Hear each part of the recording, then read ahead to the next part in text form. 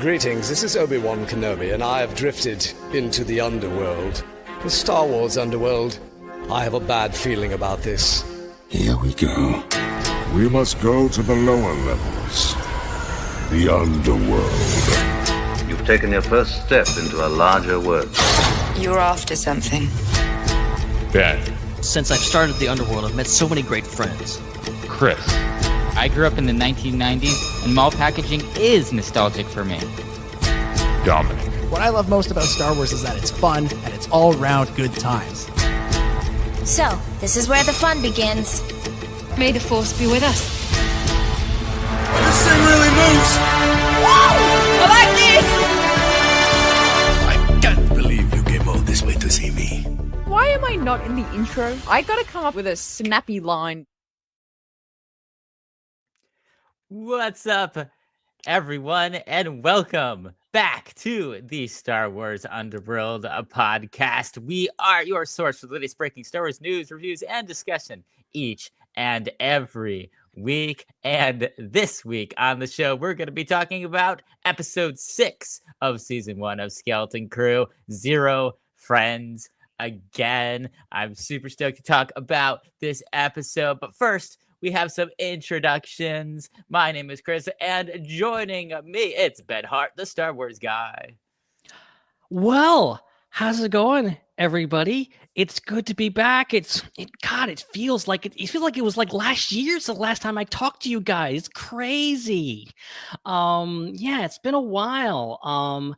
So it's good to be back. I'm sorry that I missed last episode. Really was bummed about that one. But because I really did like that episode of Skeleton Crew. Probably was my favorite episode of Skeleton Crew thus far was last week. So with me, we'll talk a little bit about that tonight. But we have what I consider another great episode to talk about tonight. So yeah, excited to get into it. And Happy New Year, everybody. Happy New Year. Also joining us from the future. That's right. It's already 2026 there. It's Anna from the Raeside. G'day there. Of course, an hour in front. I am one step ahead, 2 steps behind. You never know where I am. Great to be back. And yes, like you said, Ben, sad to not jump into the immediate discussion of last episode because it was such an impressive episode.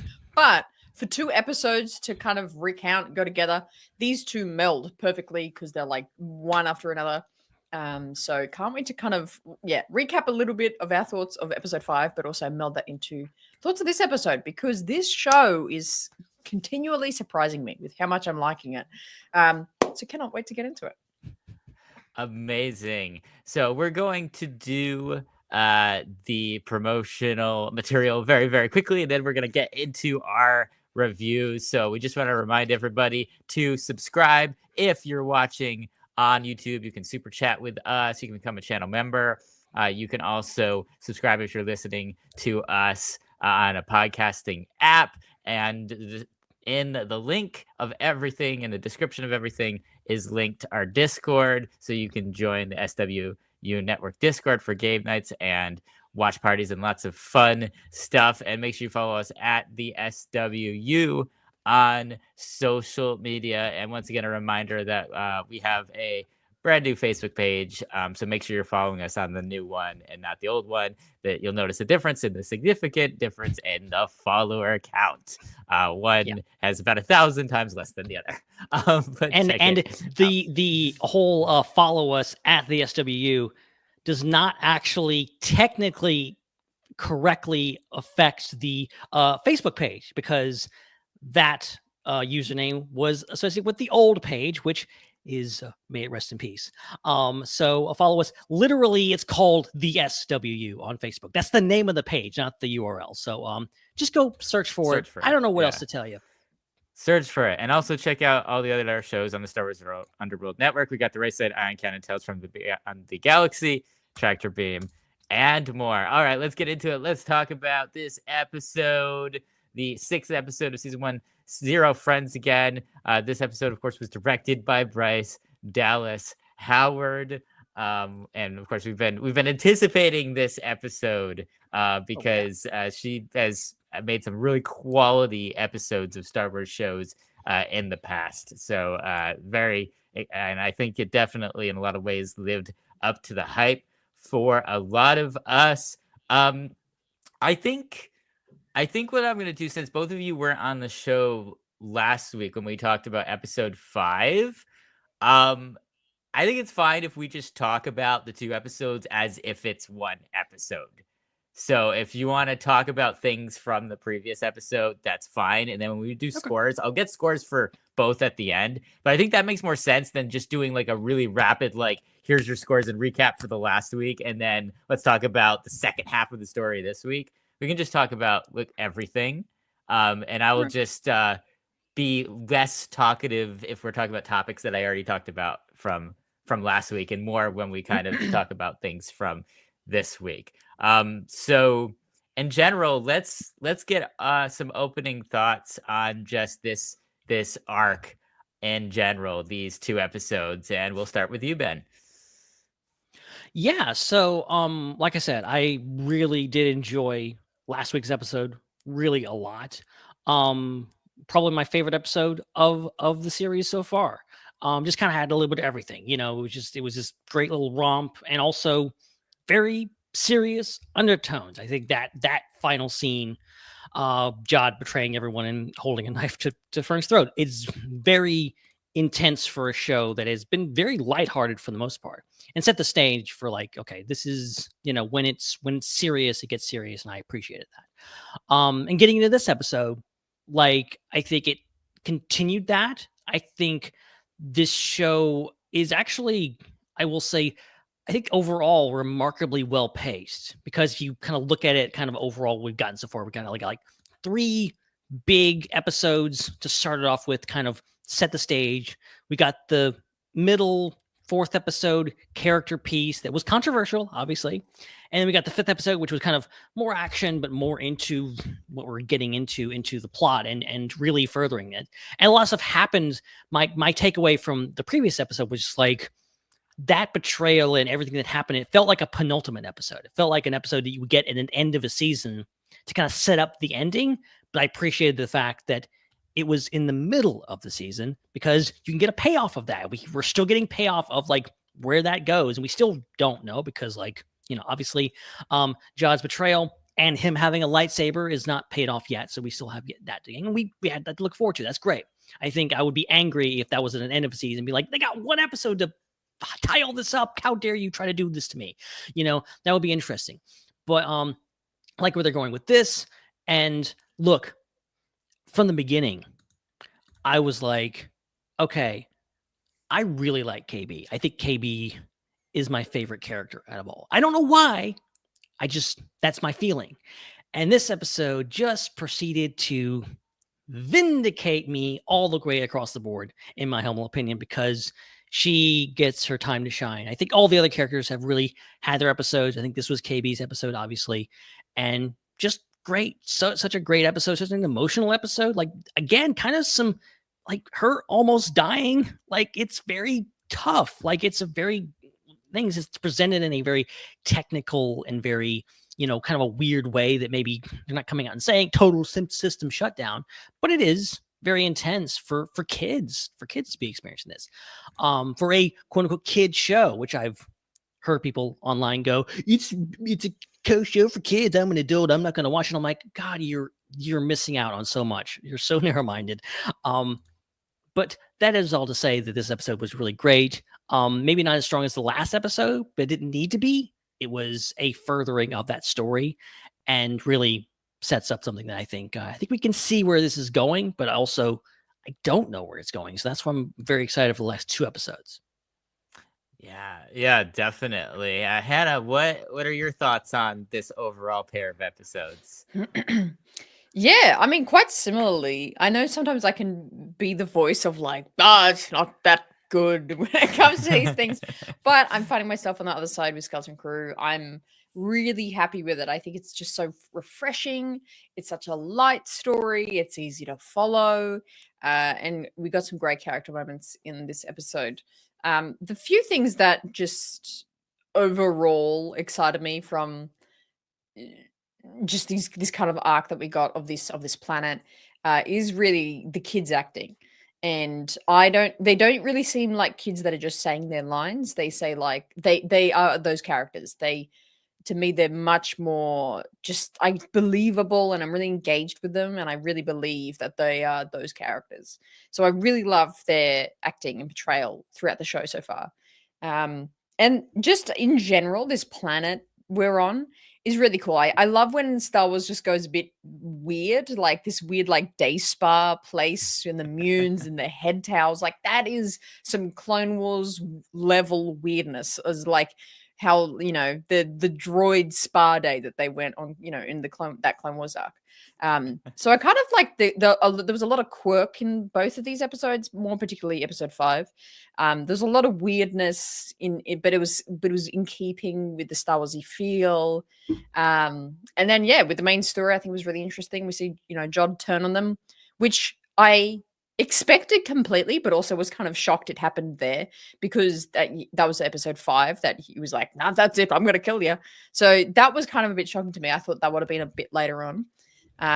But it makes sense, and I think it's made for this quite an interesting setup of, okay, he's like, the pirates were gonna kill him in this episode, and then he like rallied them to like believe him. Like it's interesting dynamic. And so I really like how it's a simple storyline, but it's delivered in a not complex, but it's delivered in a higher. It's not a straightforward way. Like it's still got some complexity to it that makes it engaging. And I'm interested to be like, oh, okay, so is Jod going to turn, or is he going to turn back? When is he going to do that? Is he going to save them? Is he going to not?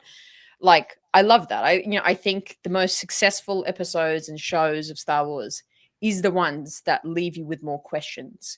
But they have to simultaneously answer questions and give you more questions. And that's what this Skeleton Crew's making me have. Every episode, I'm like, oh, that's why they do that thing. Oh, that's why that ship is like that. Oh, that's, every episode I'm getting answers. But then the episode ends and I'm like, okay, so what does that mean for the planet? Is that going to be, okay, so it's a mint. So how are they going to, what do they want from it? Da, da, da, da. So I just love that in these episodes. Like I'm getting so much of that. Like I just, everything's answered, but I'm still theorizing about everything. So I'm really loving it. I think it's really fun. A really great story. Yeah, definitely. These episodes were absolutely great, and this is why, because we got a really big action, adventure story last week. And it was very much driven by the plot and this big moment at the end with the betrayal of Jod betraying the kids and showing his true intentions to the characters for the first time, even though we had our suspicions about it as an audience. And a lot of times when big things like that happen, it's easy to just move on with the plot. It's easy to just go on to the next thing, go on to the next action adventure part of the story. And what was really unique and fantastic about the second episode, Zero Friends Again, of this, the 6th episode of the show, is that they slowed it down a little bit. There was still some really good action, especially towards the end of the episode. The plot still moved forward, but they really spent a lot of time dealing with the emotional fallout of what just happened and really slowing the pace of the story down so we could get the reaction from the kids of being betrayed like this. And this is really a situation where as kids and as a coming of age story, they're experiencing this for the first time. This is the first time somebody's probably done this to them. So it's really important to not just gloss over it. So I loved that the episode slowed down. You had those great character moments, those great conversations between the kids. And then I thought it was great, since they were already taking the time to slow down and deal with the characters. I thought it was fantastic that they also dealt with their interpersonal relationships and their individual arcs as characters too in this episode in such a heavy and deep way, and splitting the kids off in 2 separate groups so they could have those really important one-on-one conversations with each other and really experience and overcome some things was was really, really brilliant. And I'm excited to talk about, the specific characters and what each of them went through and the growth that they had by the end of this episode.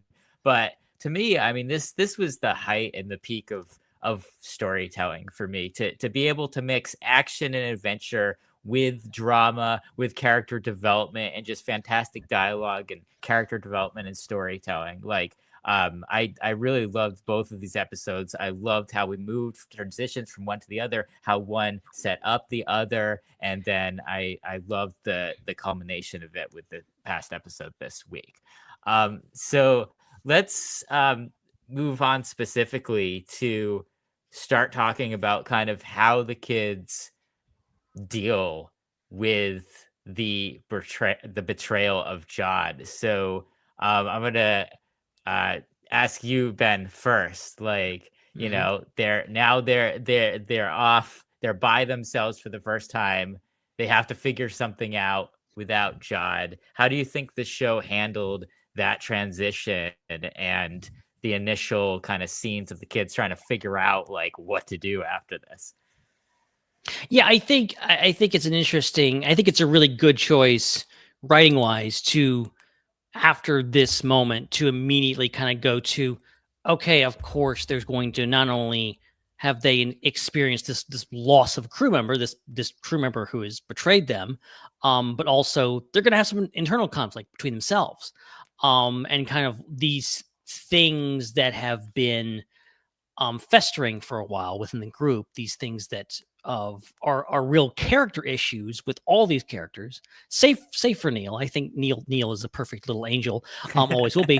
But I think with Wim, it's this cockiness, this naivete, this as Fern puts it, this baby fight. I'm not going to do this baby fight with you anymore. Like this whole, thing that he keeps going on, because he is maybe the least mature of the group, and he needs to grow up a little bit more. I think he does that in this episode. For Fern, it's just kind of like, being a little bossy, being a little hard around the edges, and learning to soften up. And then with KB, it's learning to trust her friends, learning to trust the people around her, and learning to trust Fern and kind of open up to her a bit. And they all go through this really great thing. And they get, obviously the focus is KB in this episode, but I think and definitely like pairing them off with having KB and Fern and Wim together, and then obviously Fern and Neil, great pairings. I think that was wonderful, and literally splitting them up and having them go off on their own little side adventures, but then coming back together, I think was it's brilliant. I think it was a great way to do it.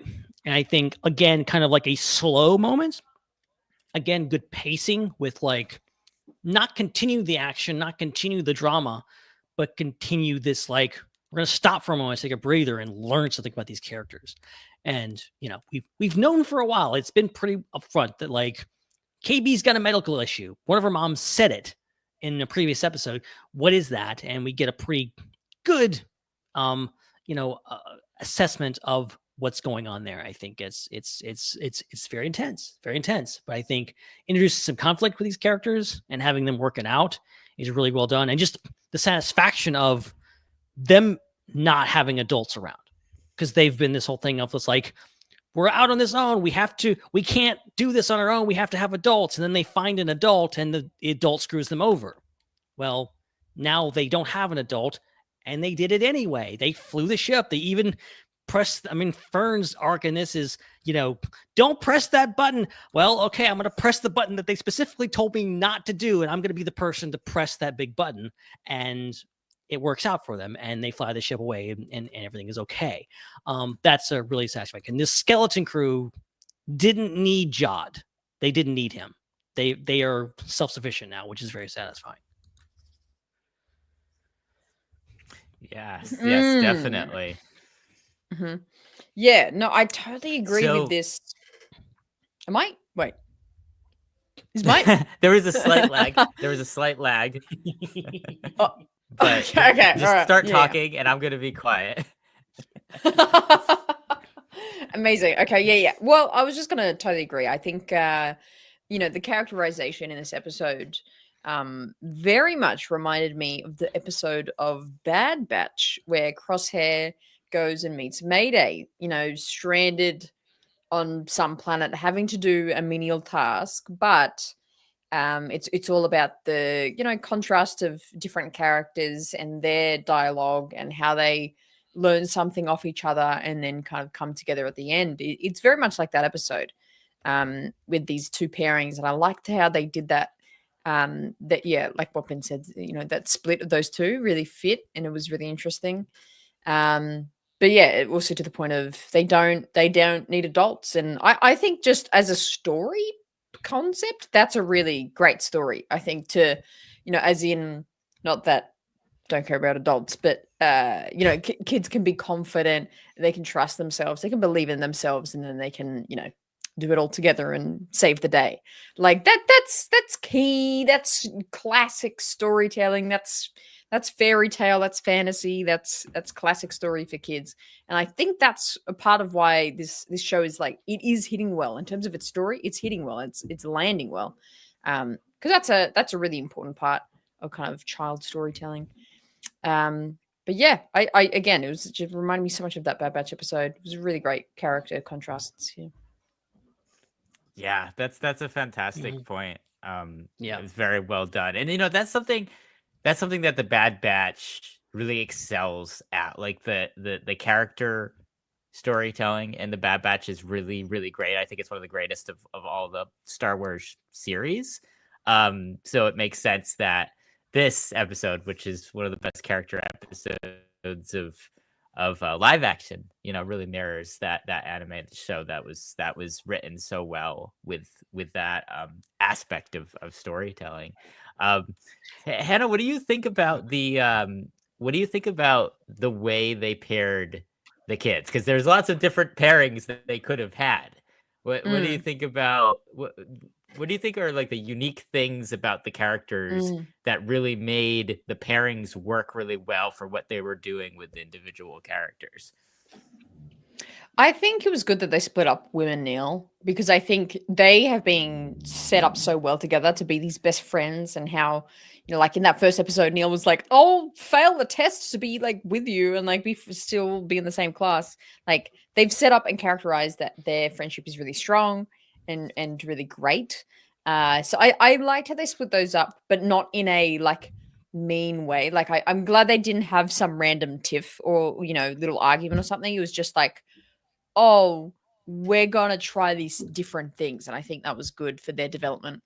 And yeah, I think just each thing contrasted well. I think Wim's kind of blind confidence into just trying and being curious and trying to go about things was kind of contrast well to the literal danger and literal issues that KB had. I think that was a great pairing in that way. And also I liked Fern and Neil being together, because Fern had to kind of realize she's kind of going headstrong. She's been this very all or nothing. We just got to do something. Like every line she has, she kind of says it through like gritted teeth, being like, we don't know what we're doing. Like she's constantly kind of upset about something. And I think Neil's character balanced that really well. Like the way he was like, why don't you just talk to her? Like, wow, come on, it's okay, don't fight. Like Neil's tenderness and softness that was being characterized in episode 4, in that war episode where Neil was like, no one should fight ever. That kind of came out and balanced Fern out really well. So yeah, the pairings were really good. It made sense for all the characters there that, they just had these moments apart. It's funny you say that, because I'm just thinking about the fact that like this episode, this show started with like Fern and KB being like the tough guys, the ones that they know what's going on. They're the cool kids. And Wim and Neil are these knuckleheads that are just jumping off cliffs and doing stupid stuff and pushing buttons and doing everything they shouldn't be doing. But in this episode, the roles are kind of reversed. That Fern and KB are really, they're at each other's throats. They're not talking to each other. They're not doing right. And Wim and Neil are kind of their therapy people. Like, and Wim saves KB's life, and like that's huge, but then also like you have that moment when they're trying to climb up, and Neil, bless his heart, is like, I don't have long spider legs like you. I can't do this. I can't reach. He's like, not everyone can do what you can do. And it's that, okay, it's that knock to her head of just like, oh, okay, that's what KB was trying to tell me, and I couldn't do that. And then for same thing, Wim is basically doing the same thing psychologically for Wim, for Fern, for KB. I would get there eventually. Being like, like, well, I have this thing. Wim just like, okay, just talk to her about it. Just tell her how you feel. And it's very, and that's what I loved about these kids. And Hannah, you hit the nail on the head earlier. And like, we've talked about it a ton, but we still do not talk about it enough. How great all four of these actors are. This is some of the best, like, acting. I don't want to say child acting. It's just great acting. Some of the best acting in Star Wars that I've ever seen is coming from these four kids. They are all amazing. Kiriana Krana is just magnificent in this thing, but they all bring their A game. And Ryan Curie, like, she's been amazing. Like, I'm expecting all of them to win an Oscar at least once, if not multiple times, when they get older. Maybe when they're younger too. I don't know. Give them an Oscar for Skeleton Crew. I know that doesn't make a whole lot of sense. Just do it anyway. Oh, that would be absolutely amazing. Yeah, the casting in this show has been really incredible. And you know something that, we haven't really talked about yet, and the fact we haven't talked about it is actually like the thing in itself. Case in point, this is really the first Star Wars show that has no characters in it that we know, that we've seen before. Like, I'm trying to think. Like, do we get a cameo from anyone at this point? Vane. I feel like we know Vane from Mando 3. We do. Okay. He's Glub Shadow. I'm sorry. That's the Glub most Shadow. known. That is the most known character in the show. Vane from Mando season 3. We have to specify what show the character is in so people know what character it is. So the cat. So that's really important, because a lot of times Star Wars relies on the characterization and not the actor. A lot of times, like, we don't necessarily care who's playing Cad Bane. It's just, oh, it's Cad Bane. Anybody, no disrespect to Rosario Dawson, who I think has been doing an amazing job, but so many people could have put on that Ahsoka body paint, and we would have been like, yeah, Ahsoka, yeah, because the characterization of the character is so strong. All of the characters in the show, except that one guy from Mando season 3, who we already have those preformed affinity or lack thereof towards, our opinions are being formed by the show of those characters, and the portrayals that the actors are giving, they're setting the tone for those characters going forward. And that's been the case with every single one. So the fact that we love the characters in this show is really, it's even more of an accomplishment than it is with, I feel like, a lot of other Star Wars media, because they're all new. They're all first impressions. They're all completely blank slates going in, and the actors and the writers and everyone involved and the creative side of how these characters end up in the show. They're all doing this for the first time from scratch, which is really, really, really impressive. And it's really impressive that, you can have, especially these child actors who don't have as much experience in their careers, to come in and craft such deep and interesting characters in the show that, we're not going off of any previous nostalgia or anything. It's just completely all new. So that's an amazing point. I agree with that so much. Yeah, no, I think it sells these kids are carrying the show. I think this show, even with its limited scope of it's focused on these kids and the pirates and Jod. Like, even then, like, they spent 2 episodes just focused on the kids. A show that is like all the trailers and everything are like Jude Law, Jude Law, Jude Law, Jude Law, star, Jude Law. He's going to be in this show. Remember Jude Law, that guy from The Holiday and whatever other movies you've seen? Like, he's in this thing. Like, he's the star of this show. He's the first thing that pops up in the credits, but he wasn't in the first 2 episodes. It was just these kids. And like, that's a credit to them and the fact that it was hella engaging. And in this episode, he's not in it very much. He gives a good speech. Like, he's good. Like, Jude Law is Jude Lawing it up, and he's good at it. But this episode in particular is focused on the kids and its things. And I the closer we get to the end, I'm like, I really don't want Din and Grogu to show up. I don't want Luke Skywalker or Boba Fett or any of these guys to show up.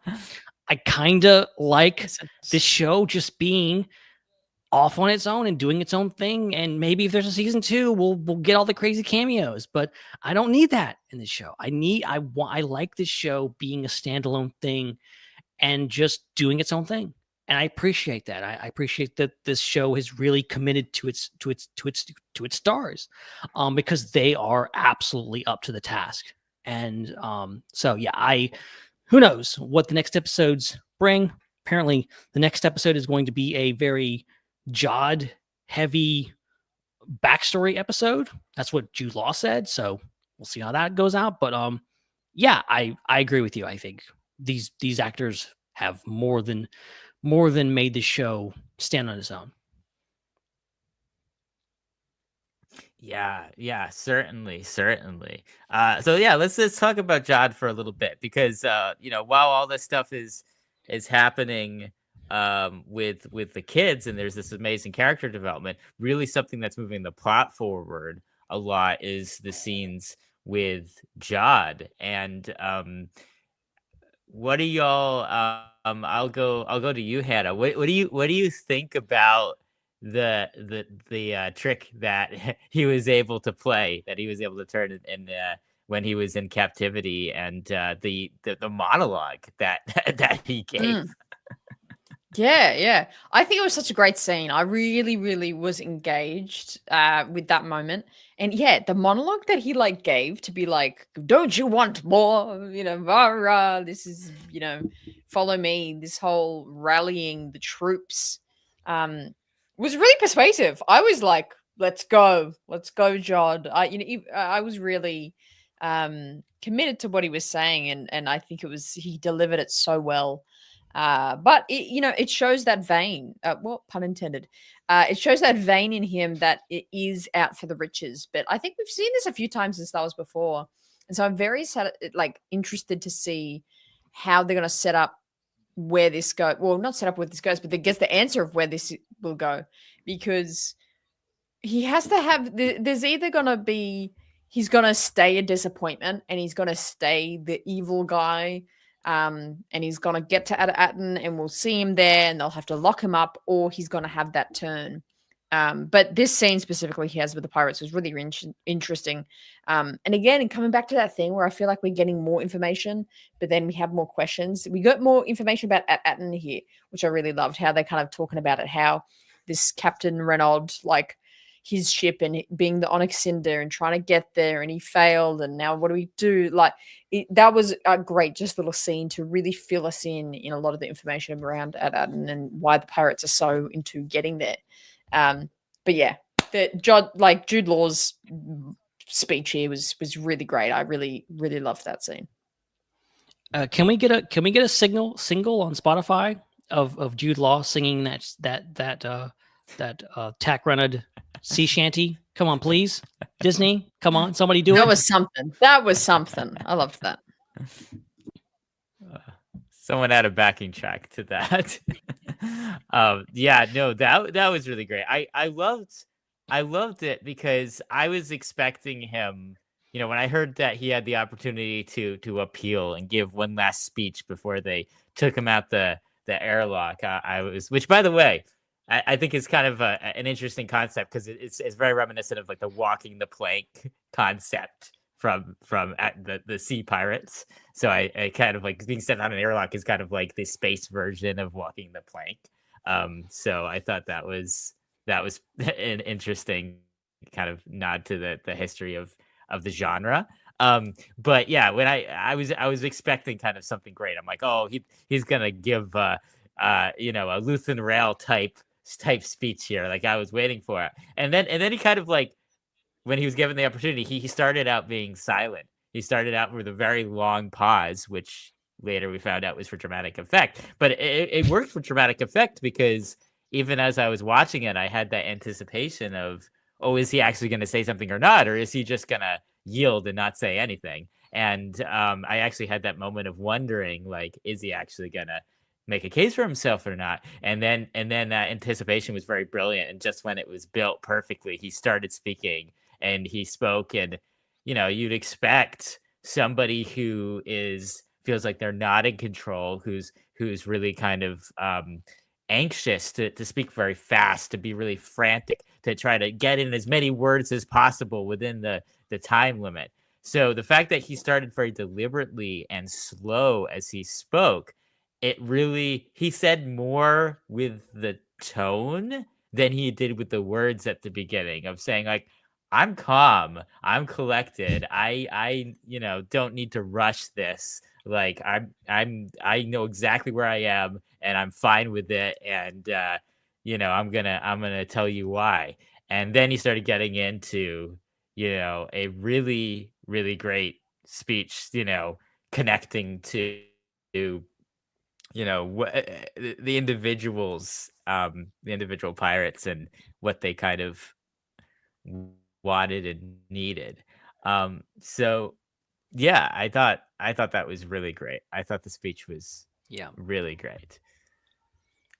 I mean, Jude has quite a bit of charisma, as evidenced, and he knows this.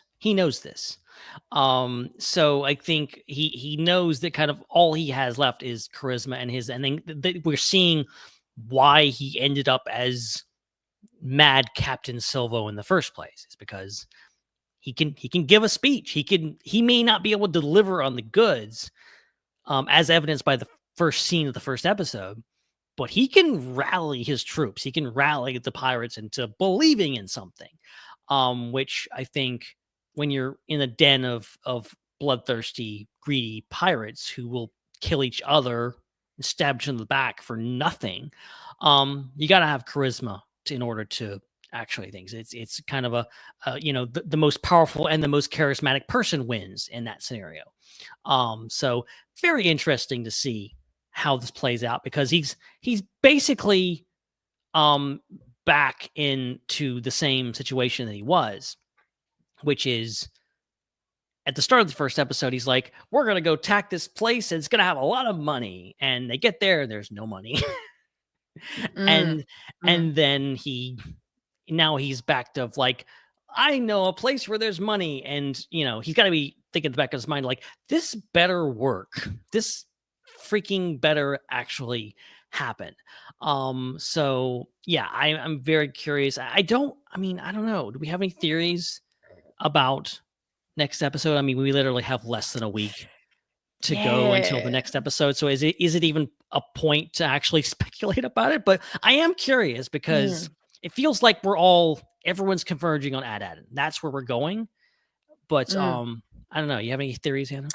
Yeah, I got to agree. I think we're going to go to Ad-Aden. I think next episode is where it's going to take off. I can see what they'll do is that the kids will be on their way back to Ad-Aden, and Jude and the pirates will be on their way to Ad-Aden, and maybe they'll do like a while they're in hyperspace, like Jude meditates and thinks about his past, and then we get this big like flashback kind of episode. Oh yeah. So I can see something like that happening, or it's because Jude Law saying that 7 is like his favorite and it's very Jude heavy. It's interesting because I feel like we're almost at obviously at the end of this story, so I feel like we got to get at least to Ad-Aden by the end of this episode. And I also hope with this next episode is that we see a bit more of the parents, see what's happening back on Atten, what they're doing, because the last time we saw them, Wim's dad and Fern's mum were trying to obviously figure out some things, figure out how to like override systems to like find out where they went, which is really interesting. But yeah, I can definitely see some sort of meditation, or while he's sleeping, or he's like telling a story to someone else about his life, and then we go into a flashback, because surely we got to get it at some point, right? Like we got to see his past. I think a big thing of a flashback would be an explanation of his Jedi powers and why and how and where did that come from. Definitely has to be kind of explored a bit more before the show wraps. So I don't know. What do you think? Do you think we're going to get a full-on flashback episode next?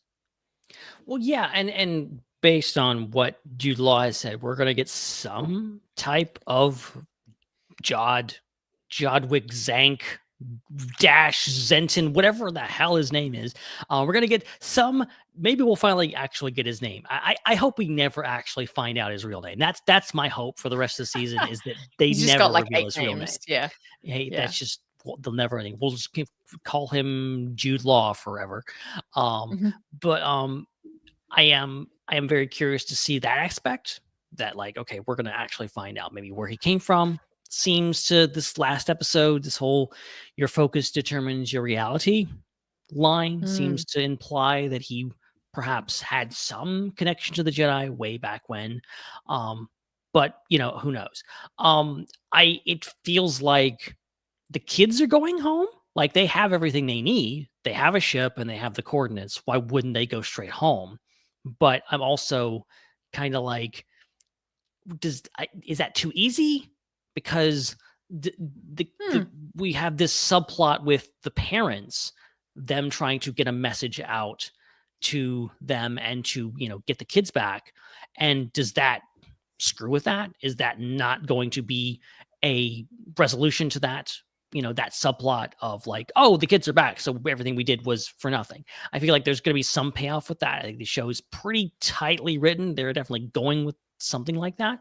So I don't know. I'm curious where all that goes. And there is a couple of shots in the trailer. I recently rewatched the trailer. I was like, okay, what's left and what's things? And there's a shot in the cockpit of the Onyx Cinder, but it's a hologram of Fern's mom talking to someone.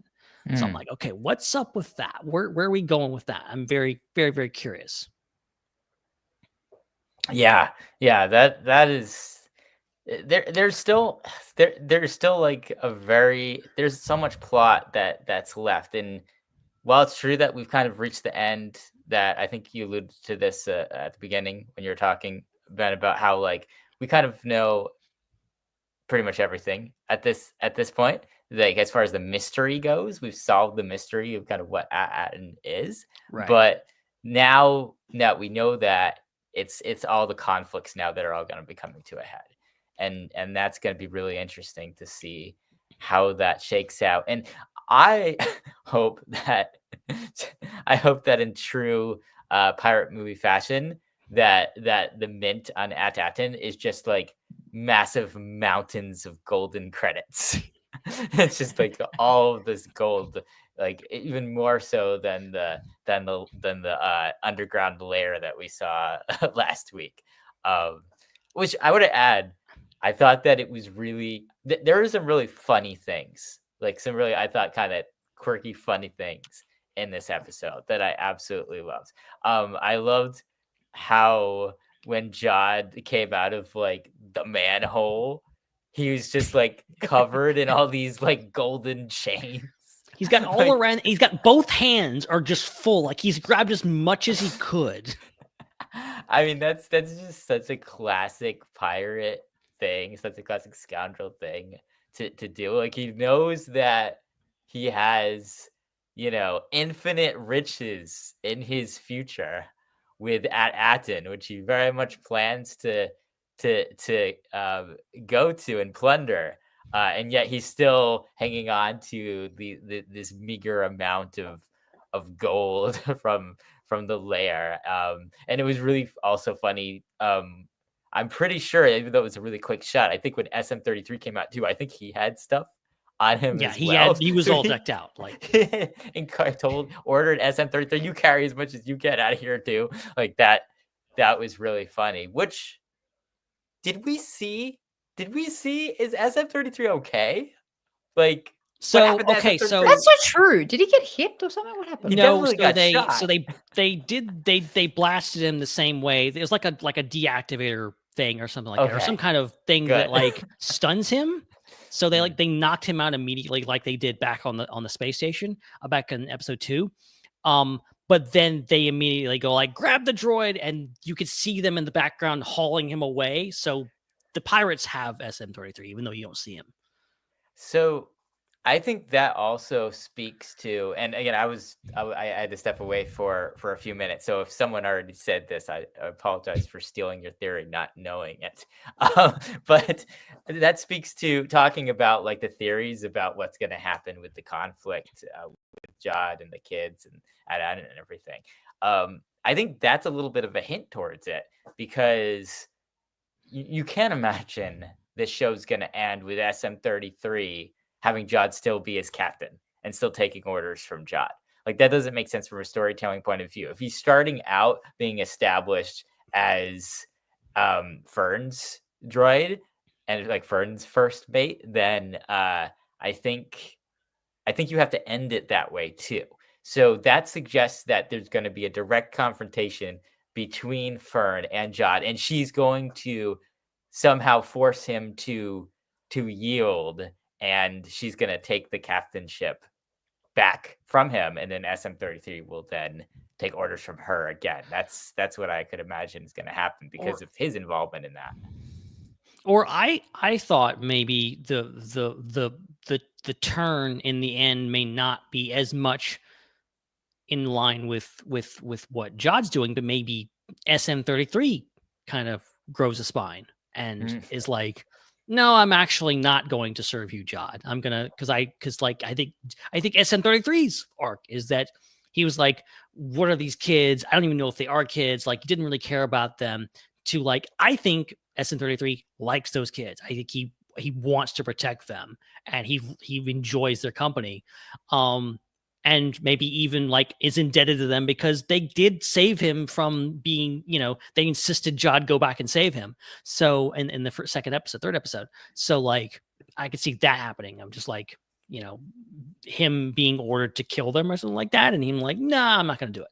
I'm very curious about that. But, he's indebted to Jude by the Pirates Code, but Jude's indebted to Wolfman.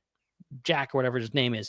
So I'm I wish it was Wolfman Jack. That would be a really funny reference if that was his name. But I don't know. I'm very curious. Okay, real quick. Maybe we'll talk about it. I'm sorry. I'm taking over the show here for a second. But like, I want to talk about the big reveal with the ship. Yes. What do we think about that?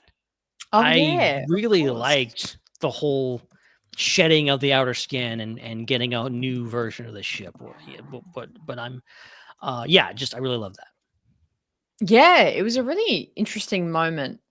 Because I wondered what that button was gonna do, and I was so certain it was gonna just be like 1,000 missiles or something. Like it was just gonna. I don't know what I expected. I think I just thought it was going to be a big explosion, but it was such a great moment. They built the tension really well in that moment. I think the kind of extravagance of the visual effects really just made it feel like how like there was the furnace thing in the machine that was getting them. Like I felt like I was feeling that heat because I'm like, oh my god, it's so close, it's right there. So I love that tension they build with it. But then it unsheathed itself. Which was just such a cool addition. And after the episode, I thought, okay, why would a pirate ship have that element to it, or ability to it? Which it actually makes very piratey sense that at a moment's notice, like their last resort will change the look of the ship. So if they're being chased, hunted down, some sort of authorities after them, they can change the look of the ship to suddenly be something different, so they're not hunted down anymore, which I think is very pirate-esque to me, so it makes sense. But yeah, I thought this scene was just really spectacular, really fun to watch. This one, loved it. Yeah, because I think like in the past, I don't know how many examples of this we've actually seen on screen, but I know like certain ships I know in canon have been designed to like have a part of the ship be an escape pod, like the Lambda class shuttles, like those things. If you've read the visual dictionary, which I know everybody within the sound of my voice has, that like the shuttle part, the cockpit will separate away from if the thing is damaged and it will blast away. Create a little escape pod. I've always liked that concept. It's like, a portion of the ship kind of being a breakaway pod that would, separate from the rest of the ship. And this being like a snake or like a lizard, being like a part of it, like losing its shell and becoming something else, and that whole concept, and the fact that like I've been looking at the Onyx Cinder Lego set, which is the one thing we knew that the Onyx Cinder was called the Onyx Cinder was thanks to the Lego set. And I've been looking at the Lego set going like, I really want the Lego set, man. I really shouldn't. I know, but I really want that. And now I'm like, now I don't. I want the new version. Right. I want that. Does the Lego set do that? Because that's what I want.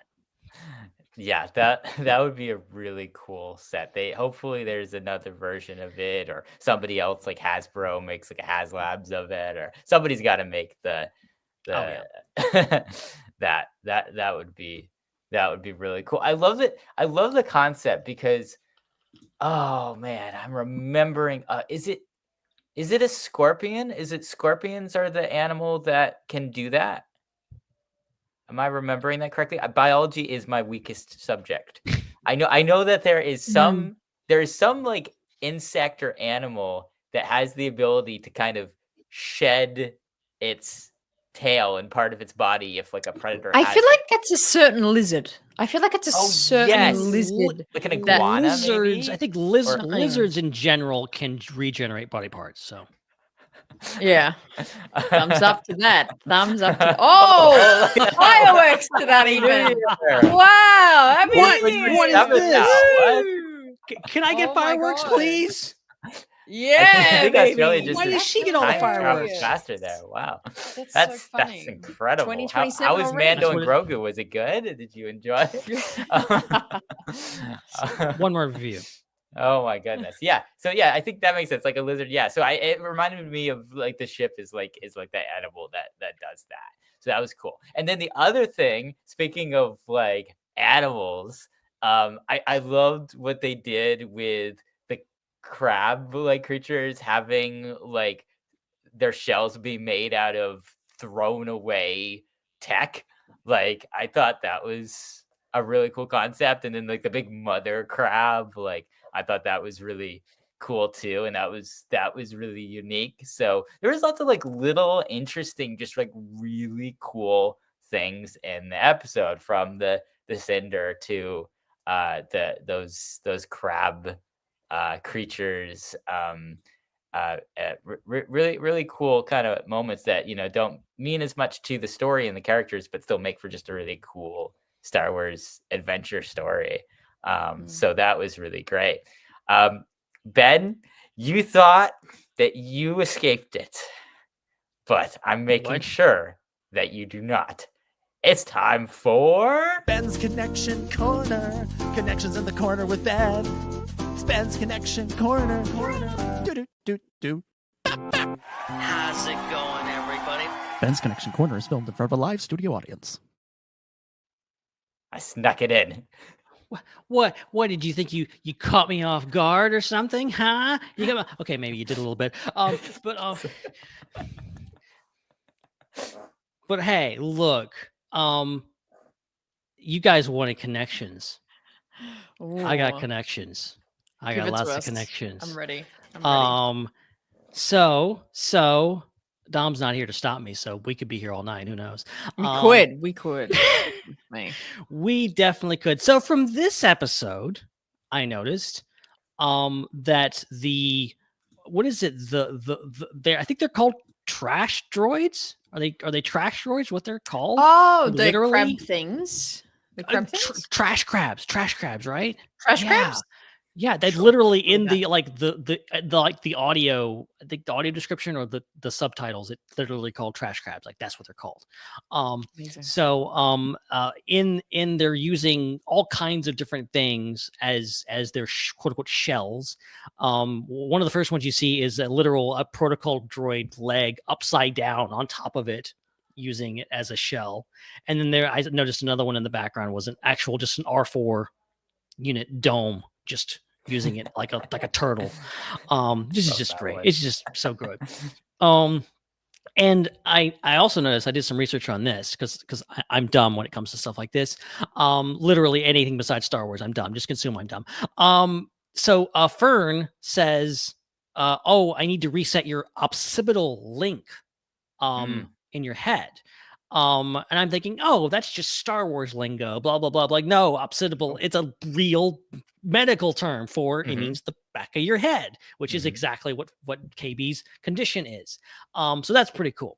And going back to the all the trash crabs and the big mama trash crab, that is a real stop motion puppet created by Phil Tippett and his studio. Oh, that's so awesome. So that's really cool. And there's actually actually released, there was a whole, I realized today that there's actually a featurette on the creatures for the show, and there's just a full spread about that in the previous episodes. So like they revealed that a few weeks ago in that thing. So you can go watch them create the trash crab, even though we hadn't seen it yet in the show, which is pretty cool.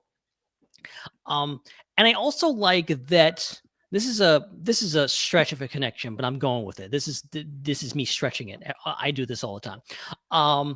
I like the fact that in Star Wars, it seems to be that anyone can just walk in any ship and just take it and just drive in it, whatever else. There's no keys. There's no like password. There's no anything. But in certain cases, you actually can't do that. For example, in The Rise of Skywalker, when the First Order captures the Millennium Falcon, they don't just fly it back to their ship. They take it, like they tow it. Remember this? They tow it back to the Star Destroyer. They do the same thing with the Undescender in this episode. They like pick it up. They're not going to tow it. They just like hover it over to where they're going to throw it away, I guess, in the junk heap, which I thought it's just interesting way of just like, it seems like you could just fly a ship that would be easier, but no, they're going to use several ships to drag a ship to another place. Star Wars logic. Yep. Iconic. So good. So that's it for this episode. That's it for episode 6. But I wasn't here last week. I wasn't here last week. Oh, this is true. But this is the open floor. Did anyone else notice anything? Episode 6. Well, I want to make one point about the occipital connection. So funnily enough, the reason why I know that word, and I know it's a real medical term, is from an old movie that has one of the most interesting comedy pairings in the history of cinema. Steve Martin and Beyonce. That's right. Pink Panther. Think What? I know what you're talking about. Oh. Exactly what you're talking about. Oh my God. That's right, because the Pink Panther in that murder mystery, the victim is killed by a blow to the occipital lobe. That is the most random ass reference you could ever come up with. It's so good. So random. I love it. It's so weird. That is immediately what I thought of when that was mentioned in the episode. I'm thinking Pink Panther, because that's the only time I've ever heard that word used. Bet you didn't expect us to link the Skeleton Crew to the Pink Panther movie from whatever year that came out. Oh, Real. Oh man. I'm pretty sure that was my introduction to Beyonce. I'm pretty sure. I don't think I knew who 15-year-old. Beyonce was when that movie came out. I don't think. Yeah, that's a long time ago. Ago. That was good. She had some good music in that too. It was great. And Steve Martin. I only remember her in it. I don't remember anything else about it, and I'm not going to watch it again. So, nope, not happening. Anything else? Hannah's Connection Corner. You got anything over there? I know. You usually have something to roast you about, but I actually can't pick up anything else in this episode. Oh, I think. come I think on. you covered it. I know. The 1 week where you want it, I can't give it. I got nothing. Well, that's because this is Ben's Connection Corner. Connections in the corner with Ben. It's Ben's Connection Corner. Do. How's it going, everybody? Ben's Connection Corner is filmed in front of a live studio audience. All right. So let's move on to our final thoughts and scores out of 10. And feel free to also give some thoughts and scores for last week as well. So we'll start with you, Ben. Final thoughts, scores out of 10. Oh, yeah. So as I said, I really enjoyed last week's episode. I give that one a 10 out of 10. Honestly, that one was near perfect. It's such a great episode. So an episode that I've watched the most out of all the episodes so far. It also coincided with the fact that it was Christmas vacation and I was just off and I had more time to rewatch Star Wars stuff. So I watched that one a lot. But also it was really good. This episode, I think, really it was another character piece. It was another kind of things. I think it was done better than their first episode 4 character piece. But I do like the pacing of this. I do like the fact that they took some time to just settle down with the characters and do something different and really, obviously help us get to know them and help them get to know each other. I think that's the best kind of character work. So like, I think, like I said, it was a short episode. I think that was probably my only real complaint is it's like pretty short, but at the same time, I don't know what else was missing. I don't know how they could have made it longer. I've kind of just given up on complaining about the runtimes of these episodes. They're whatever episodes. They could be 10 minutes long. I don't care as long as I get a new episode every week. That's fine with me. But I'll give this one a 9 out of 10. I think this one really shined. I think it was one of the best episodes of the series in a long string of really great episodes. Definitely. And Hannah, what are your final thoughts on both episodes and scores out of 10? Yeah, I really loved the pace and intrigue of both what these episodes present.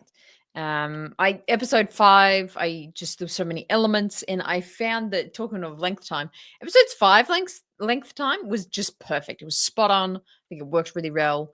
Episode 6, a little bit on that short side as well. But the character development, the story points, really overall fantastic. I'm going to give episode 5 a 9 out of 10, and I'll give episode 6, the most recent one, a 8 out of 10 for me. Fantastic. So I loved this episode so much, and for me, I could not think of anything to improve. I thought the pacing was good. I thought it had the right balance of character moments and action. I thought it moved the plot forward correctly. I thought it included all the nice little elements, like everything I want from an episode of Star Wars television. So for me, 10 out of 10. This is a 10 out of 10 episode, as well as a lot of episodes of this show has been for me. This is really, really great. I really enjoyed this one, and the show's definitely in full swing, getting into the back half of the show now. And I'm so excited to have it continue and see what stories are next. This is a real treat. This is a show that, we didn't really know quite what to expect going in and didn't have the most massive expectations for, but for me, it's exceeding everything I could have imagined that it would be. And this episode is definitely one of the reasons why. And again, huge nod to Bryce Dallas Howard, who I hope they continue to hire to just direct more and more Star Wars things in the future, and maybe some movies too. Like, I just think she understands the craft of directing at a very, very high level, and has just taken the legacy that she has in her family and is just extending it into the next generation, which is just so incredible to see. So Ben, I think we do have time for maybe a handful of Yeah. hashtag Ask the SWU questions. We actually have a lot this week. I don't think we can get to all of them, but let's pick some of the most kind of relevant and interesting ones. For the record, for everyone on Discord that's listening is being like, you haven't answered any of our questions. Where have our questions been for like weeks now? They're all still in the show notes, okay, guys? They're all still there. It's getting kind of long. There's a lot of pages. Eventually. Let's knock some out. Let's do it. There's also a reason why I haven't been so forthcoming about like asking for new questions every week, because I'm like, why would I ask for new questions when we haven't answered the old questions yet? So, but we're getting to that. Maybe we'll get to a few now. Amazing. All right, let's do that. Yeah, let's go. If I just had the questions in front of me. Give me a second. I was thinking the same thing. I had them a second ago when I was looking at how many there were. Okay, and look, this is going to age us right off the bat, because Vlad Sander, I don't know when this is from, but I think you can kind of see this. 6 months ago. He says, Vlad Sander says, time to press the button. So, Skeleton Crew is amazing. I love the Goonies / Stranger Things vibe that it gives. I'm a big fan of Treasure Planet, and Skeleton Crew brings that vibes as well. I'm curious, however, I've seen it, and it mentioned that Port Bargo made its original appearance in a Young Jedi Knights book. Do your esteemed hosts know what book it was? Oh, I remember talking about this with someone, and they said, "Oh, this is an old Legends thing." But I could not name the novel. Is this a trivia? Like, does he know, or is he like wanting us to answer this question? I'm pretty sure. Given the theme of this, I think Vlad's putting us on the spot here. I think he's expecting us to answer this. I have no idea. I don't think I know. For the record, I don't think no I know. idea. See, everyone that listens to this podcast and sees me and they're like, oh, he's a trivia master. He knows everything about Star Wars. The thing is about when we do trivia, it's always geared for me. If you want to trip me up, talk about video games or books, okay? Because I know next to nothing, okay? You could totally stump me. And this is the kind of stuff that stumps me. What is that thing from that book? I don't know what the hell you're talking about. Yeah. So I guess you're going to have to tell us, Vlad. Yeah, tell us, Vlad. This is tell us. Just tell us. I'm pretty sure he submitted this like the week Skeleton Crew premiered. So finally we're getting to your question, Vlad. Tell us things, and we'll in maybe a month we'll get back to you. But yes, good to hear from you, Vlad. And this has got a long one from Dr. Hugh. We'll run through this one really quick. He says, I enjoyed both episodes. There was only 2 at the time. Sorry, you. As they put the viewer in the perspective of the kids brilliantly while sprinkling some excellent humor on top. Skeleton Crew made me think about when I enjoyed Star Wars during my childhood. This leads me to my first question. What fun Star Wars moments do you remember from your childhood, be it a hobby or a movie experience? For example, one memory that sticks in my mind includes drawing the Death Star trench run while listening to Henry Thomas's narration of Rogue Squadron on audio cassette. Those were a thing, kids, audio cassettes. Yes, I am showing off my age here. He says, continues, my second question is, since the X-Wing was featured in the marketing of Skeleton Crew, might any search for the kids be escalated to the point where a New Republic fighter group is called in, similar to a PERT police search team, or could it just be some coincidence moment where everyone just happens to be at the same place at the same time? Sorry, Hugh, I think we kind of got that question answered. We've had 2 appearances of X-Wings, and they're just kind of annoying. They're just kind of just there. Hannah, you're muted. God, I'm saying so many things. Oh, wow. I could tell you were. I think we've had this question. I think like 2 weeks ago, we answered this question because I remember being asked like, oh, what was our favorite childhood memory? I feel like we've answered this question 2 weeks ago. Am I wrong? Chris, do you vaguely remember this? Yes, I do. Unless it's 2 different people being like, what's your favorite childhood memory of Star Wars? I definitely have my favorite childhood memory question. I don't remember the other part of the question with the X-Wing. Yeah, I think your answer, Chris, was VHS. I am watching it on VHS. Maybe that was your answer. I was playing with the Tusken Raider action figure in the sand that came from the East Coast. I'm fairly good at deleting questions after we've answered them, but only fairly good. So be the same I question. don't know. was asked Maybe again. It's Maybe, possible. yeah, maybe it's mean, a it's double possible. question. What?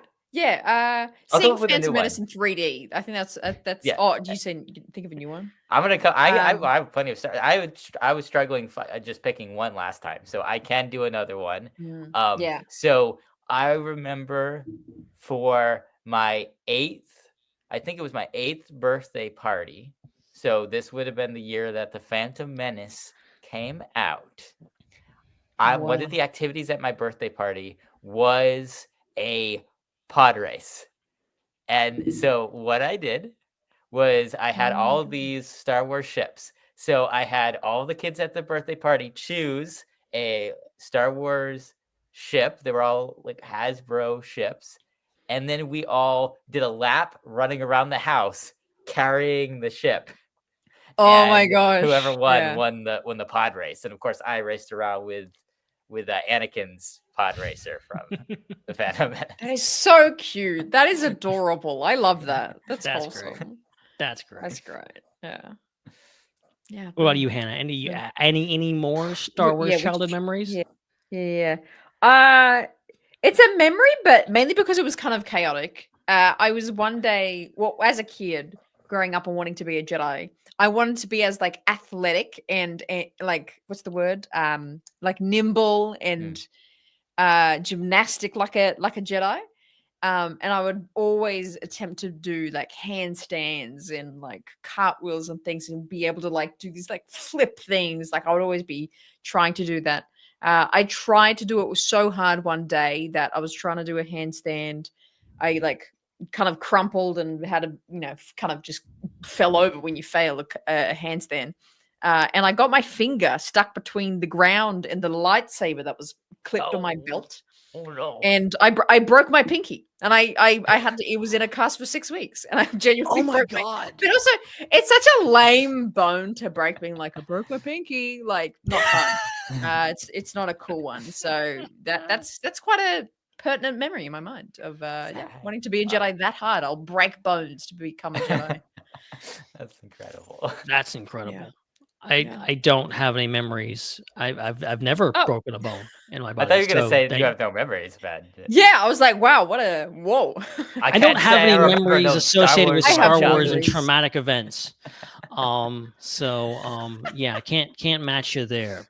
I usually am bad about this, and I usually have plenty of memories. I don't have any right now. I'm sorry, I just don't. No memories at all. Lame-o. I know I am a lame-o. Lame-o. But also, maybe we've answered this question before, so I don't know. Maybe I don't know. So look, I'm gonna move. Actually, one second. There's one last thing, just in case we haven't read this before. I'm gonna show the last bit of Hugh's question. He says, lastly, I'll go on a mini tangent by saying I'm developing an ick towards the colorful helmets and what might as well be called the anti-title crawl. Oh my God, you too. No, here we go. You either do the title crawl or you don't. With that being said, I'll drink away my short-term sorrows with my next cup of Earl Grey. Thanks for coming to my TED Talk. Yes, we definitely answered this. I remember the Earl Grey part weirdly. Yes, there definitely was a rant about this that Dominic gave, probably. Yes. Okay, I have new information for this one too, because it makes perfect sense after receiving 20 questions going back 6 months that we spend most of the time going over the same one again. That makes perfect sense, and I love it. But I'm going to give an updated answer to what I said before. An added memory that I have now with the anti-crawl, as it's now been deemed, is my stepdad can't see very well, so I have the kind of the audio descriptions on when I watch anything with him. And so we were watching last week episode of Skeleton Crew together because we were together for Christmas Eve. And so I got to hear the text audio word version of the anti-crawl. Wow. Because Disney Plus actually describes what is happening on screen when that is playing. And all I remember is my stepdad saying, "Oh, that's really cool. Those visuals sound really cool." Hearing what the description of it. So Wow. there we go. Wow. All right. That's good enough for me. As a concept, So- when it's described, so- it is cool. Visual intro sounds cool. Yes, I feel like is enough. it sounds They cool. should just have a black screen at the start, really, and just describe what could be. I think they should do that. Yeah. Let's try that. That's the part that they nailed, clearly. Works for me. Works for me. So good. Okay, so I don't know if we've heard any of these questions before or not, but I'm just going to tread lightly and we're going to continue I'll let you forward know. with a couple more questions. Let me know if you heard this before. This comes from Jesse B. Jesse, good to hear from you, buddy. 2 questions for the next episode.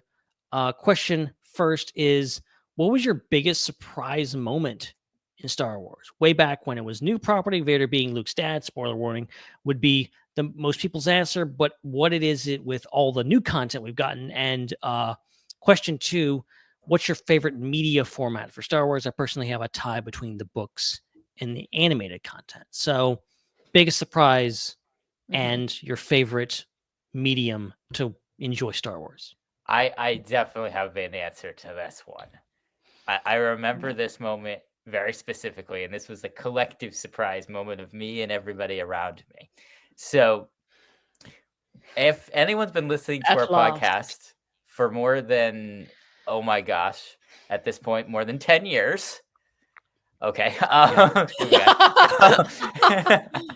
so good. I had trouble grasping that this Take a moment happened second there. It's like, whoa. that this happened 10 years ago. So if anyone's been listening for more than 10 years, you will remember that we spent a lot of time trying to decipher and figure out what the entire Force Awakens movie. And we even had an episode where we basically took all of the rumors and leaks that we had compiled about the movie, and we ran through for 2 hours. We ran through the entire plot and everything we knew from beginning to end and every single scene and described it of the movie before it came This is out. the insanity that you missed, Hannah. Okay. Hey, I was busy being a 14-year-old. Okay, so Busy let me baking your live. finger. Your pinky. Yeah, literally. Yeah, so we did that. And so when we sat down to finally watch The Force Awakens, we did this at this wonderful theater in Ben's neck of the woods. We basically sat there and it felt like we were seeing the movie for the second time, because we got through all these scenes and even like specific lines of dialogue, like Chewie, we're home. We knew that line was going to be in the movie and all this stuff. So, but there was one really major thing in that movie that was a surprise, that no one leaked, that there was no rumors about, that no one guessed and, had speculation about. And it was the moment where Han Solo saw Kylo for the first time and shouted, Ben! we all of us were not expecting that. We didn't know that his name was Ben. We knew him as Kylo Ren. And so everybody in the theater, especially us, were like, whoa, that just happened. We were not expecting that. So that was the most surprising moment for me in Star Wars. Wow. Was Ben. Ben! That's awesome. It's very That's such a good one. it's a very startling moment. It's especially startling when your name is actually Ben. Right. And Harrison Ford's walking across and goes, Ben, he's like, what? What He's did I talking to me. do? Buddy the That's Duck. great. That's awesome. That's so good. Very That's so surprising. good. My realization and kind of shocking moment was very, very satisfying. And I feel like this is a rarity to experience. But I was such a young age and hadn't seen anything of Star Wars. I think I knew the Luke, I'm your father. I think that was all my knowledge of Star Wars and lightsabers existing. But my first movie was Phantom Menace. So by nature, I hadn't seen anything of the Emperor before. So I had the really satisfying journey of meeting Senator Palpatine in Phantom Menace, then knowing him as Chancellor, and then realizing, oh my God, Like the conversation where Anakin's like, "You're a Sith," like, "Oh my god, it's you" in Revenge of the Sith. I was like, "Oh my god, how did he do this?" Like, I was there with him, being like, "Wow, he really twisted this one," because I didn't know that. Obviously, that's the Emperor. That's his face. That's him. So that was awesome. I really loved kind of discovering that with Anakin there. Loved that. No, it is funny how, because people still to this day swear up and down. They're like, oh, you have to watch the episodes in release order in order to get the true effect of the I am your father moment. And then there's this great video that is floated around for years. I've referenced it several times, maybe even this podcast before, of this girl watching the Revenge of the Sith, specifically the scene where, you know, Palpatine says, "Henceforth you shall be known as Darth Vader." And this is a girl that hasn't seen the original trilogy, but she knows the name Darth Vader. And she's been watching all the movies, and her hero, Anakin Skywalker, is being proclaimed to be Darth Vader. And suddenly it clicks in her head of what's happening, and she loses her mind. She starts bawling, and it's so satisfying. And it's a great, and then what you're saying, Hannah, is like this whole thing of just like, you can watch the movies however you want to watch them. They still work. They still are surprising and very shocking at sometimes. But my most shocking moment is very dumb and very obscure, but I'm going to talk about it. And I think I've talked about it before, but I'm going to do it again since I just love repeating things on this show. Anyway, does anybody remember the character Ga-Noct? Yes. Hannah, do you remember this character? No. Do you remember going back to, and for those who don't know, I'm going to explain this.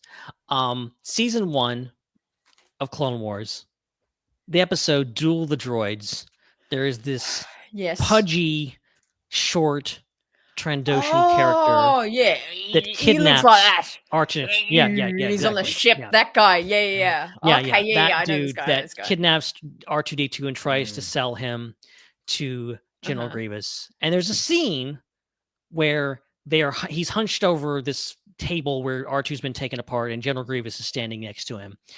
And he realizes, you know, that R2 has all these military secrets in him, and he's like, "Oh yes, if he's worth more, I'll get paid more." And he's like trying to wheel and deal with General Grievous, and I'm like invested because it's season 1 of Clone Wars. I'm all in. This is Star Wars to me. This is the new great big Star Wars thing for me. I am locked in, and suddenly, out of nowhere, General Grievous, unbeknownst, off screen, pulls out a lightsaber and stabs this guy through the chest, and you just suddenly see the lightsaber come through his chest. Suddenly, it floored me. I was so shocked, and it's probably one of the dumbest death scenes ever, but it shocked the hell out of me at the time. I was like, "Oh!" My young mind was just blown, and it stuck with me all this time. I've never gotten over it.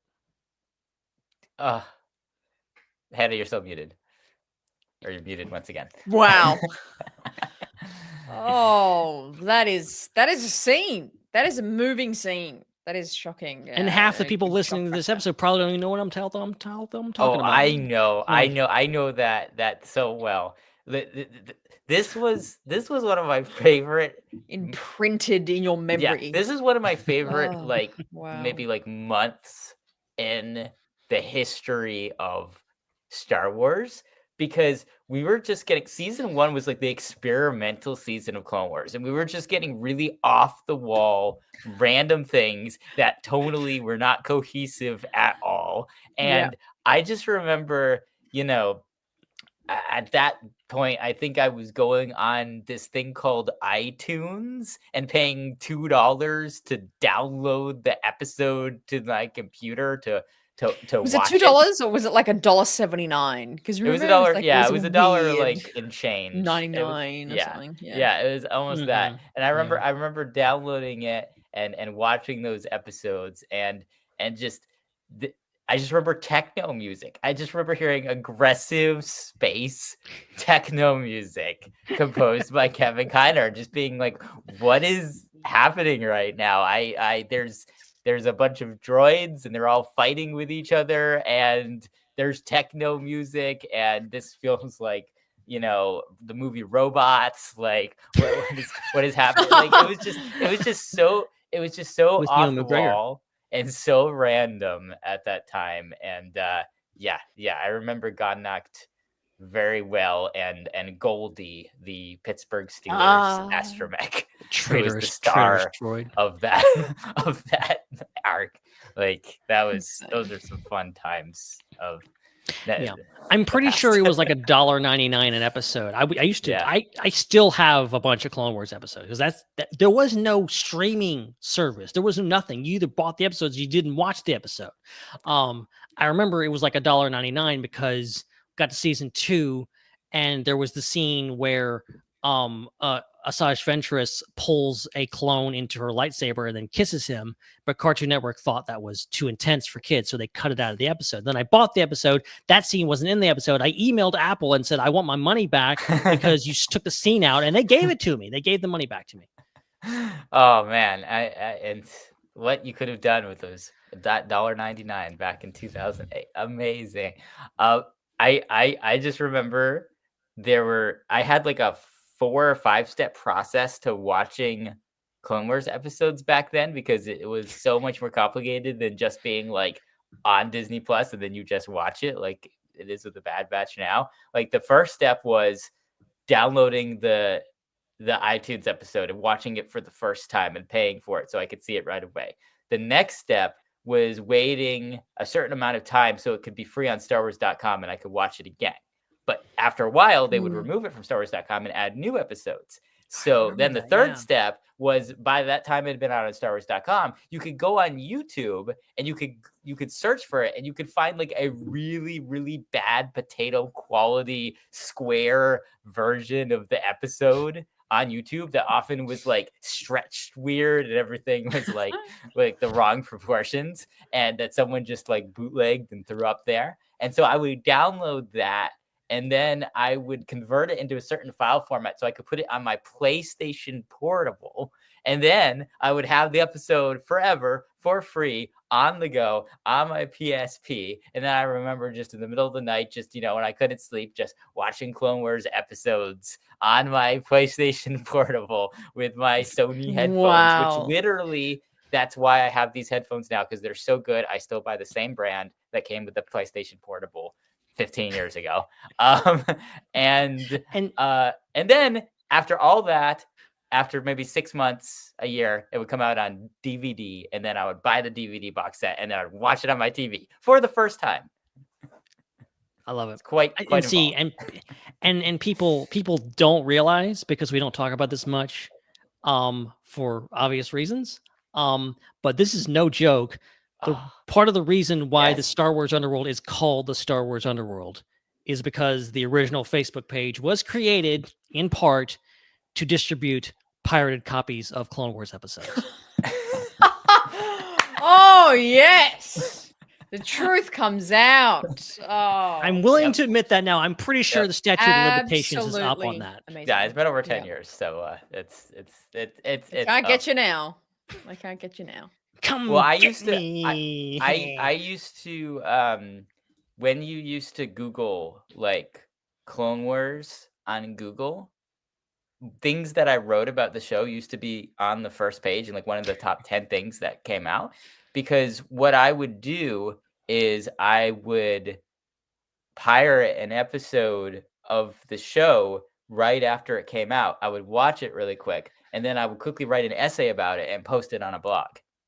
And so for a good year, I was one of the preeminent reviewers of the Clone Wars TV show, all because I could get it so fast because I was pirating it before it ended up on, StarWars.com or YouTube or whatever. I figured out how to get it immediately. I don't remember at that moment in time there being like this robust, like nerd culture, like news and information kind of machine where all the sites were making reviews about each and every episode of each and every thing. Clone Wars was a very niche thing. It wasn't well liked at the time. People were kind of like just not taking it seriously, and the media probably wasn't even paying attention to it. So like, it was really fan media like you that was like, okay, we're treating this seriously. This is Star Wars, guys. Write reviews about this. This is the big time. There were two people that were consistently writing reviews at that time. It was me, and it was Eric Geller, who would write the reviews for theforce.net Yeah. and their affiliated sites. So we were the ones that always would turn it out. And then a lot of our friends started writing reviews as well. I think our friend Dave Bressa wrote some reviews, if I remember correctly.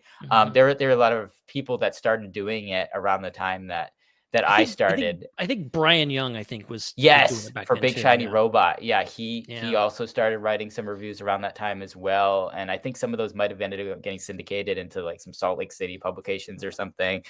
So that was like a very early, age before. That was when Star Wars was niche. Believe it or not, there was actually a very short period where Star Wars was actually really niche. I was there, Gandalf, 3,000 years ago when we watched the Clone Wars on StarWars.com. There was like 10 Star Wars fan sites. There were 10 Star Wars podcasts. There wasn't Star Wars on YouTube, really. There was barely. We were one of the first people to start talking about Star Wars on Facebook and social media. It was, yeah. It was a time. Insane. Nostalgic. Insane. The beginnings.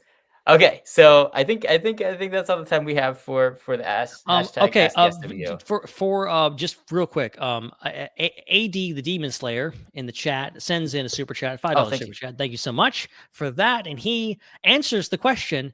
He says, Yoda's lightsaber reveal and then him hopping around like a Trump frog. I was shocked and amazed. Yeah. As you would be. I heard the reactions to that. I think in retrospect, after the fact, people were like, what the hell is this? But I remember there was cheers in the theater when he whipped out his lightsaber and went to town on Dooku. It was wild. And I love that. I still love that moment. I'm sorry. It's great. I've already waxed nostalgic enough about 2008, so I'll save my nostalgia for 2002 for a later show. But dang, was that a year? Iconic. Star Wars puzzles and chips. That's all I'll say. Yes. It's amazing reference. Oh my gosh. All right. Okay. Awesome. So with that, I think we are going to close out the show. So we want to thank everybody so much for watching on YouTube and Twitch and listening on your favorite podcast apps. We'll be back with another episode next week, reviewing another episode of Skeleton Crew, which we're excited for. But in the meantime, you can follow us at the SWU, and remember that on Facebook it's not actually the URL, the SWU, that still goes to our old page that is in Carbonite at the moment. So if you want the alive moving page, just search for the SWU and the meta search bar, and then you'll find it. It's the one that's significantly smaller, but has all of the amazing quotes and memes and articles and such that Ben and many others contribute to. So wonderfully. Hannah, thank you so much for hosting tonight and traveling back to the past. Thank you so much. It was a great time being back on the show, and a very happy 2020 thrive this year is going to be. So yeah, can't wait to see the end of Skeleton Crew. It's been a really great show so far. So yeah, can't wait to next week and next episode. You can follow Hannah on social media at the Raeside, RAE Side. Ben, thank you so much for hosting as well. Oh, it was a pleasure as always. It's good to be living in the future, even though I'm not quite as into the future as someone else on this podcast. But it's good. Good to be back. Good to be back to normal. I should be here next week, okay? So don't expect any or more aberrations, okay? You're stuck with me, okay? More connections are to come next week. I'm gonna bring my A game. Hopefully, whoever brings their A game next week to this next episode. I don't know who's directing the next episode, but we'll see what they connect. We'll see what happens. But yeah, this was a fun time. We got 2 more episodes of Skeleton Crew to go, which is great, but also sucks because I really like this show. I could take 10 more of these episodes. Oh, definitely. I really hope that there's a season 2. This show really deserves a season 2 with a nice time jump, and like I think they have something great going here with these characters, and I really hope that we see more than just a couple more episodes. At Ben Hart with no E is where you can find Ben on social media. You can find me at Seek3PO. And we want to remind you about all the other shows on the Star Wars Underworld Network. We got Hannah's show, The Raeside. We got Eye on Canon, which is on this channel. Tales from Beyond the Galaxy, which is best watched on Twitch. And Tracker Beam, which is also on this channel. And we also want to remind you about our Discord server that you can head to right now after you're done watching the show. The link is in the description, so you can keep chatting about Star Wars and many other things over on our server. And the last thing you do as you head out, if you haven't subscribed, please do that. We would greatly appreciate it, so we can stay in touch and you'll know when we have more episodes of the show. I'm here. No. And it's a wild Dom showing up. Oh my at the god! last possible It's gonna be moment. such a jump scare. Holy crap! Oh my days! What the hell? Good lord. What are you doing? I wanted to see if I could crash at the very end of the show. Like I Well wrapped done. up I was doing the game over stream. I wrapped it up All right. and I'm like, oh, they're still going. Let's see. And I click on the video and I have to watch a What? friggin' minute-long ad that doesn't have the skip thing. And then I hear the extra music playing. I'm like, I better friggin' get in there Start it again. real quick. Just to say 8.5 out of 10. 8.5 out of 10 for the Oh, episode. wow. I just want to get in there with my Wow. score. 8.5 out of 10. I don't know. I have no idea what you guys thought of the episode. I'll have to go back and listen later to see. But 8.5 out of 10. I really liked it. I know there's Neil Nation for fans of Neil. I don't know if there's one for KB, but I want to join up that one. I want to join the KB army KB or squad. whatever the frig it is, because unsung hero of this show, underappreciated member of the squad, I think, quietly becoming one of the best characters. All right, hit the extra again and get out of here. 8.5 out of 10. Alrighty. Oh, amazing. Follow Dom at DominicJ25. I'm sure you can get links there to the other thing that he was doing tonight, especially if you're a hockey fan. You want to make sure that you check that out. All right, we'll be back next week. But until then, for Dom, Ben, and Hannah, I'm Chris, and may the Force be with you. Oh my god, you could do the end part, Dom. Yes. I know. Yes. Perfect Do it. timing. Oh, yay. Fade the music. Oh. I think I'm doing You that. can do Is that? that my role? I'll do it. It's a wrap.